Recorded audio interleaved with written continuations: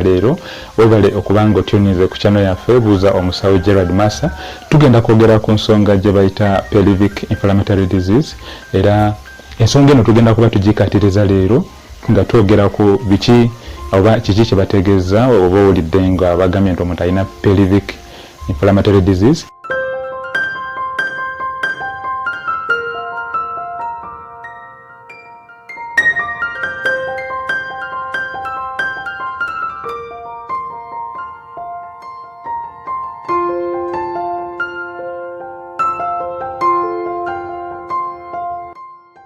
Oba PID kiba kitegeeza ki? So pelvic inflammatory disease specifically erimu ebigambo bisatu. Kuliko ekigambo kye bayita pelvic, kuliko ekigambo kye bayita inflammatory, then disease.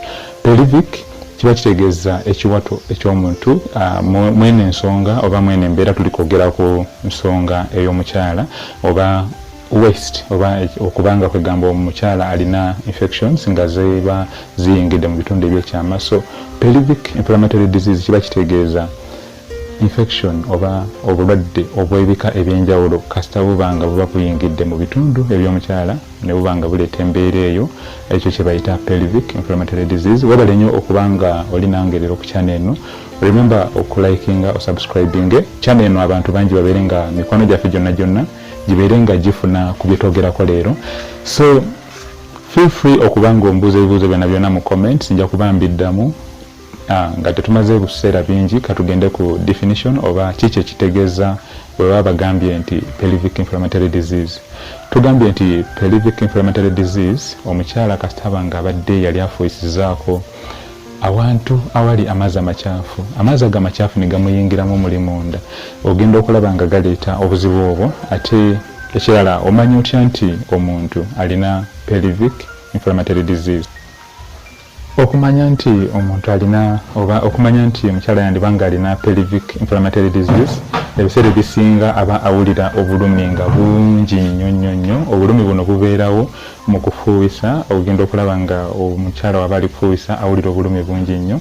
Ate n'ekirala obulumi buno bukola kye bayita radiating to the back oba bugenda paka ku mugongo ogw'omukyala, era ebiseera ebisinga omukyala bakugamba nti awulira obulumi mu maaso naye ate nga n'omugongo guba gumulumiramu. And then ekirala buli lwobanga omukyala aba agenza okufuubisa agenda okuwulira nga obulumi nabwo bungi nnyo.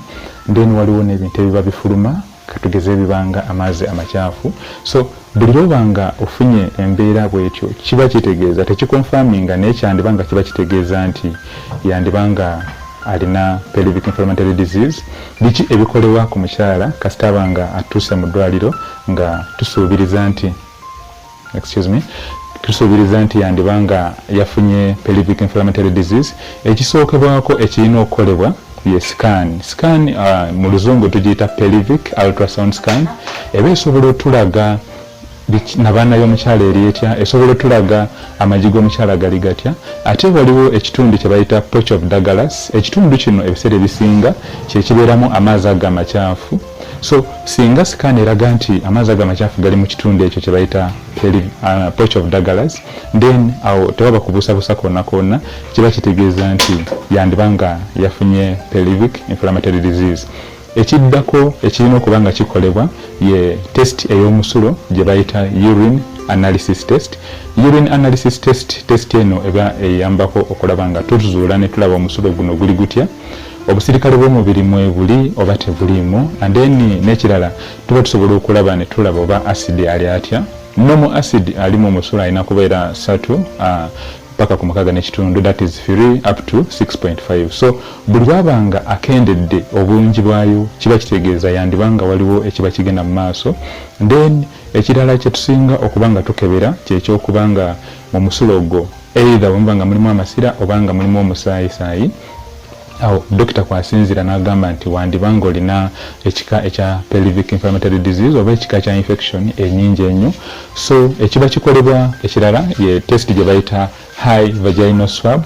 Test eno bakwata akantu akalinga akati then ne bakateekako ka cotton then ne bakarabinga oba ne bakasanguza munda muli mu bukyala, then obuwuka bonna oba buvuddemu ne bubanga bulabibwa, era ebiseera ebisinga oba ofuna treatment.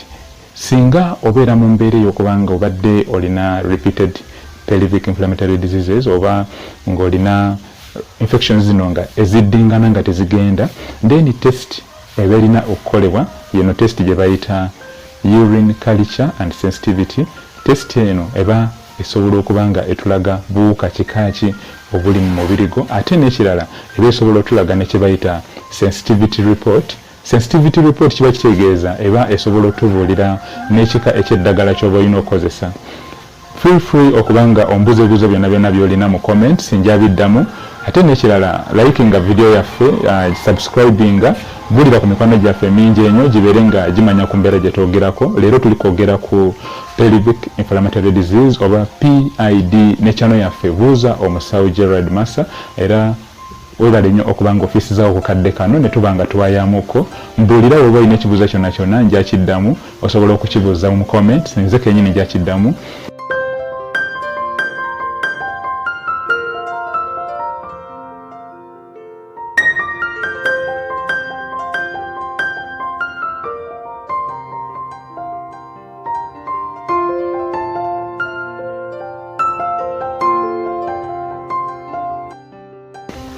Tugenda mu maaso ne pelvic inflammatory disease.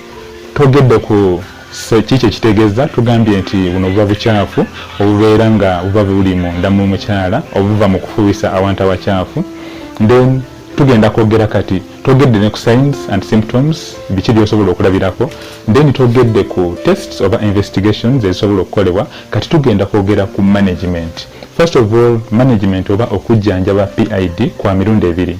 Waliwo okujjanjabi bw'osobola okukozesa ewaka, then waliwo embeera we weetabuse ennyo nga olina okuba nga ogenda mu ddwaliro. So obujjanjabi obw'ewaka oba kye bayita home based remedies for pelvic inflammatory disease, waliwo juice gwe bayita cranberry juice oba osobola omufuna aba mulungi nnyo, osobola omukuba n'oteekamu amazzi amangi ennyo n'omunywa, aba asobola okuyambako ennyo. Then waliwo oba tosobodde kufuna cranberry juice, osobola okufuna katungulu kyumu, obusigo bubiri, kaba kanene naye ng'ojjako just obusigo bubiri n'obusekula bulungi n'obuteeka mu kasepiki, then n'ofuna enniimu oba lemon, one lemon, n'ogisala mu makati, tojjako bikuta kuba ebikuta eddagala liri mu kikuta ekya lemon, then n'oteekamu katungulu kimu oyo, then n'obifumba, oteekamu tampeko 2 ez'amazzi n'obifumba ne bijja bulungi. Olwo lumaze okuba nga bikyemuse bulungi n'obiteeka mu kikopo, then n'oba nga obinywa nga bikyali warm.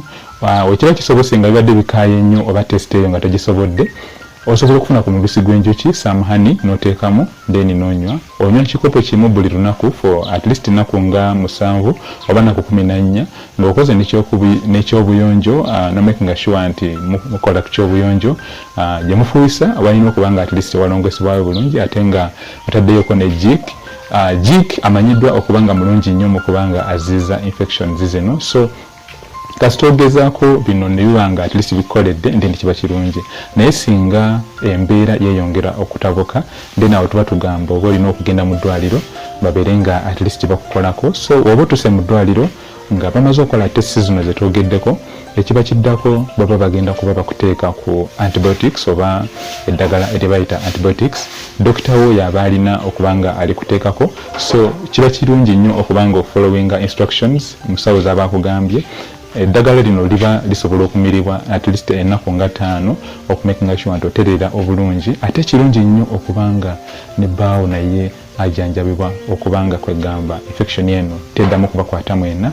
Era oba omaliriza treatment eno gye baba kutaddeko, kiba kirungi nnyo n'okola kye bayita retesting oba okuddamu n'okola tests zino okumakinga sure nti yes infection eno evuddemu oba eweddemu. Webale nnyo okuba nga ofiisi zaawo ku kadde ne twogeramuko leero kutogedde ku lesson yaffe. Omusomo gwaffe ogwaleero gubadde ku PID. Channel yaffe bagiyita Buuza Omusawo Gerald Massa. Buulirako ku mikwano gyaffe gyonna gitegezeeko babeere nga balayikinga basubscribinge ku channel yaffe eno. Webale nnyo okutufiisizaawo ku budde. Beera bulungi. Bye bye. Mukama abakuume bulungi. Mukama atukuume bulungi ffenna. Bye bye.